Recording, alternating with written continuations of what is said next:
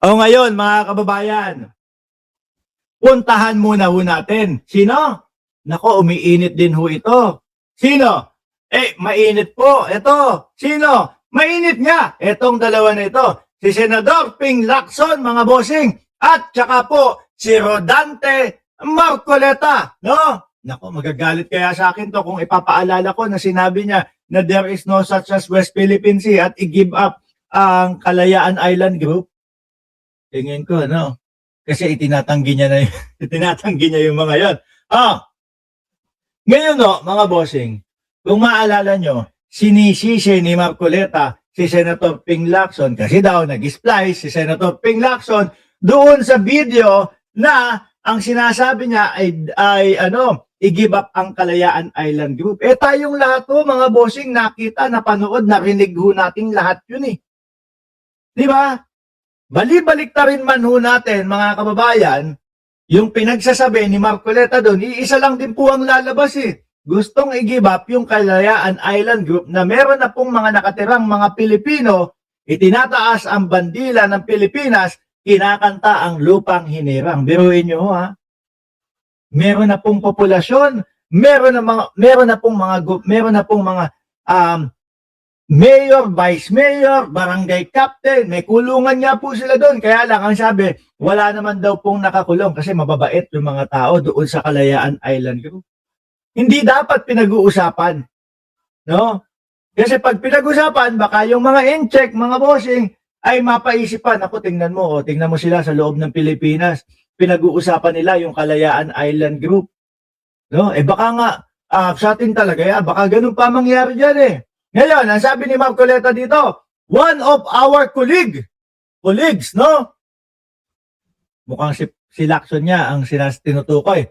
Caused the publication, ayan, of a spliced and manipulated compilation of statement I have made. Ginawa ho namin, mga boss, sa Team MR.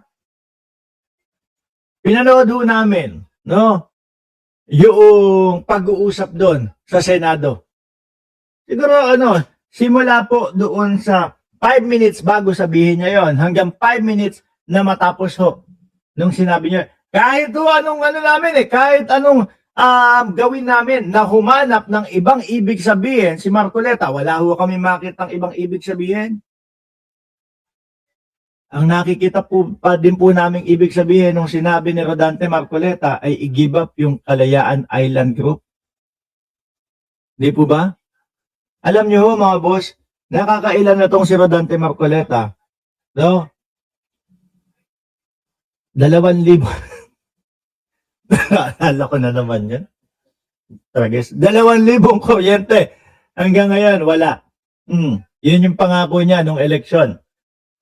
Yung sa SOSE niya, mga kababayan, yung sa SOSE, nakita na wala siyang sinulat na mga nagbigay ng pera sa kanya. Pero inamin niya na meron daw. Ngayon, humihirit. Nako, nakuha po namin yan bago mag-eleksyon pa lang yung kaperahan. Ano po sabi ng mga batikang lawyer sa Pilipinas? Kung bago pa lang yung eleksyon, nakuha nyo yung pera para doon sa kampanya mo, tumatanggap ka ng pera. Tumatanggap ka ng pera. Bawal ho yun, mga kababayan. Walang lusot. Diba, dalawa na yun. Pangatlo, there is no such as West Philippine Sea. Pang-apat, ito nga ang Kalayaan Island Group at baka marami pa pong iba.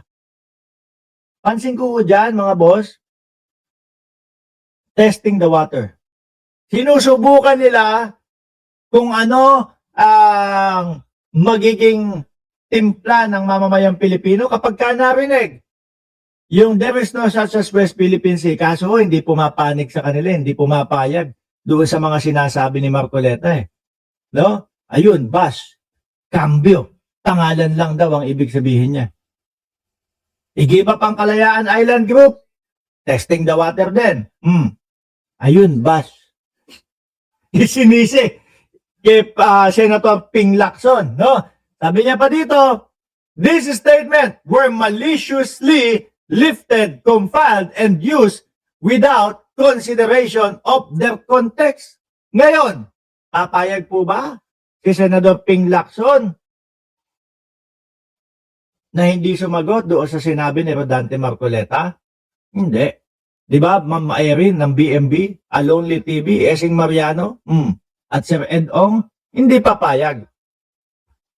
Resback ni Ping Lacson, mga bossing, yesterday, I was tempted to choose not to respond. Kumbaga, hindi na siya sumagot nung kahapon daw, no? I would have used a language that my colleague may better understand. Yung kung ano daw po yung mas maiintindihan ni Rodante Marcoleta na mga salita. Ngayon, nagulat ako nung pagkabasa ko, sabi, Xiao Chong Buke Yubing. Tingnan niya natin kung nandun yung cellphone ko eh. Tingnan niya natin kung yung Xiao Chong Buke Yubing, kung talagang ang ibig sabihin is you cannot explain ice to a summer insect, which is ganyan na ganyan ho, yung mga DDS. Sandali, i-type ko ha. Xiao Chong, meron nga. Bu Ke Yu ano pa? Bing means. Ang sabi dito, no? You cannot yun nga, tama. Talagang nandun. You cannot explain ice to a summer insect, no? Which is ganyan yung mga DDS.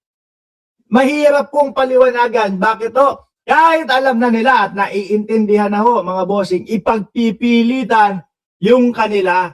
Kasi kapag bumigay sila din ho ang mapapahiya. No, ganyan sila, ganyan na ganyan, no? Minsan nga, meron mga DDS no? Nagpapaliwanag tayo Duterte pa din! Basta, gano'n na lang Basta, Duterte pa rin kami. Minsan palitan ng kuro-kuro. Pagka wala na. Iiba na ho ng landas. Iibahin na po yung pinag-uusapan, mga kababayan. Yan, ganyan na ganyan ho ang mga DDS, mga bossing. Kagaya na lang ho, Kagaya na lang nung mga fake news nila kay Pangulong Bongbong Marcos. Di ba?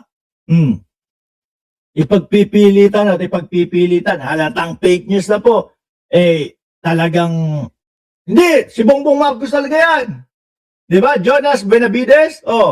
Ngayon, eto mga bossing, ano kaya ang masasabi ng mga DDS dito? Kasi nakikita nyo ho yung mga komento at yung mga pag-uusap ng mga uto-uto sa mga Facebook, sa mga social media patungkol dito sa 18 Marites.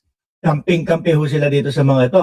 Mga DDS, para sa inyo to. Iniaalay ko itong portion ng content na ito para sa inyo. Pakinggan ninyo yung mga bago nyong hero. Utang ina, ang dami nyo ng hero Naging hero si Maharlika, naging hero si Roque, naging hero si Morales, buhay pa ba yon? Hindi nagtagumpay sa pagbablog. wala na naman, no? Si Morales naging hero. Sino pa ba? Yung si Miao Miao naging hero. Tapos yung isa, yung si Promel Kid, si Legarda naging hero. Eto naman. Si Gotesa naging hero din.